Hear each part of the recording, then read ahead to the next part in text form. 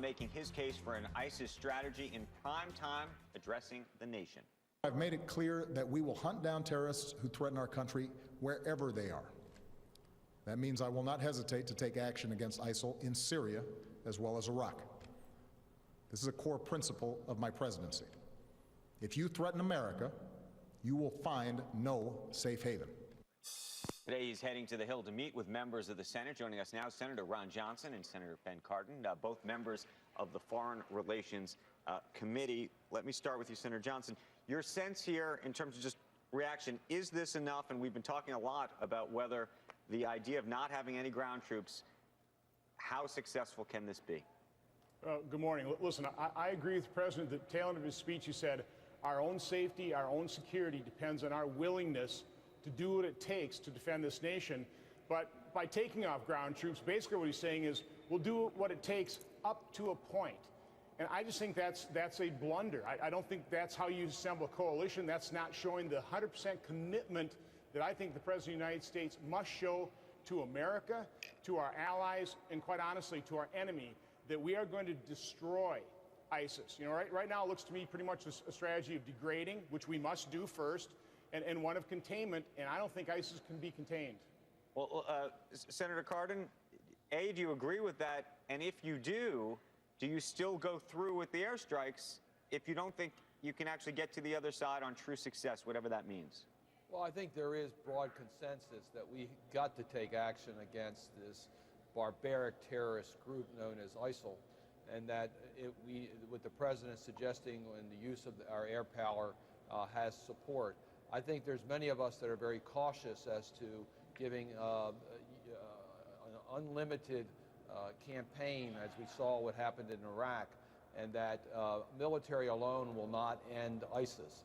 What we need to do is use the cutting off their financial support, cutting off their political support, working with the moderate Arab states. That is extremely important. We need the international resolve. So I thought the President set the right parameters for our engagement, but I think there's a lot of us in Congress that are going to be very concerned about any open-ended commitments. Senator Cardin, is this a real war or is this a political war? Is this an optics war for a country that's upset but not upset enough to go all the way? We can get into the semantics as to whether it's a war or not. There's a specific law in the books known as the War Powers Act that Congress passed, and certain constitutional responsibilities of the Congress. And if the President has engagement over a period of time, he needs and should get the authorization of Congress. Senator Johnson, do you think that there is the political will in this country to put ground troops en masse and get them involved? The only way you're going to get that political will is if the President leads. If the President shows exactly why ISIS represents a threat to America, and you know, if the President just goes on TV one time and quite honestly contradicts his own goal statement there in terms of are we going to really destroy ISIS or are we going to contain them, you're not going to have the American support. And so I think it's a real danger. And guys, you have to understand the reality of the situation. We had more than 130,000 troops. We surged more than 160,000 troops to defeat 6,000 to 8,000 al-Qaeda in Iraq.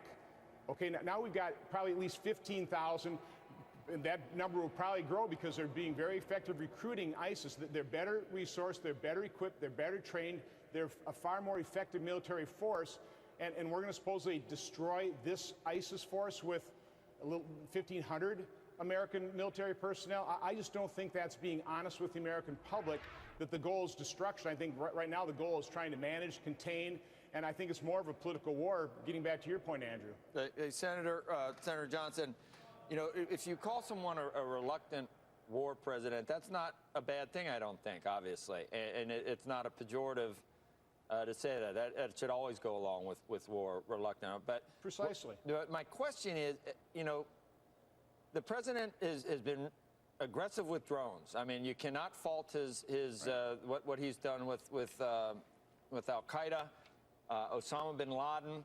I'm just wondering whether this guy, President Obama, could surprise people like you in this context, and if it did.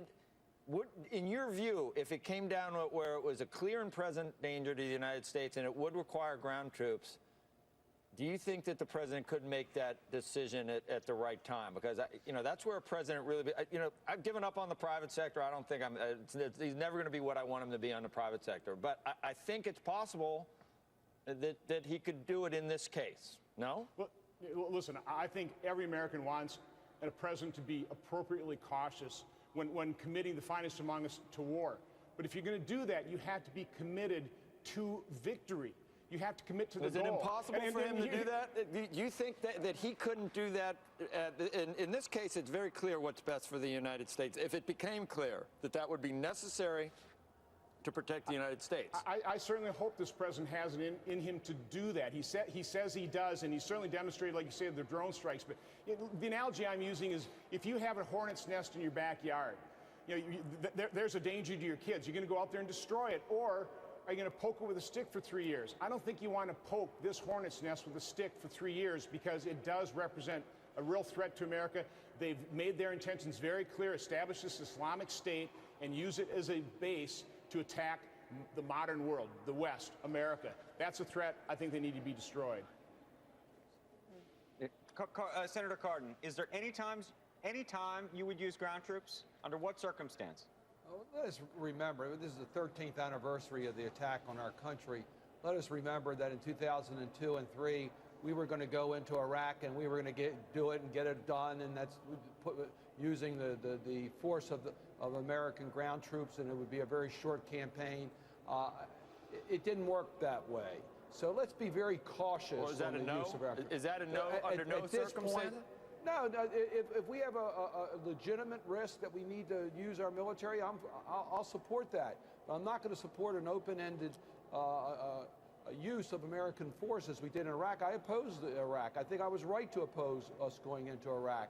There was no real Al-Qaeda force there before we got there, and there's still a problem today. Maybe this is, if you got a land the size of Maryland and an infrastructure and well-funded, I mean, this is the enemy maybe we were looking for, that you didn't think was there last time. There they are. They're right there, and they're clear and present. Maybe you were right to oppose the Iraq War. Maybe this is that was a bad experience that is not allowing you to do what's right in this case.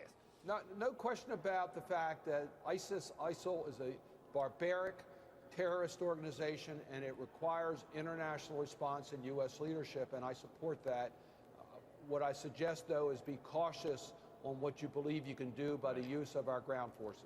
Joe, real quick, our defenses are better than they were in 2011, but the threat is greater. We are not safer. I do not agree with the president when he says we are safer. We are not. Okay. We're going to leave the conversation there. Senators Johnson and Cardin, we appreciate your time this morning. Thank you. Thank you. Have a great day.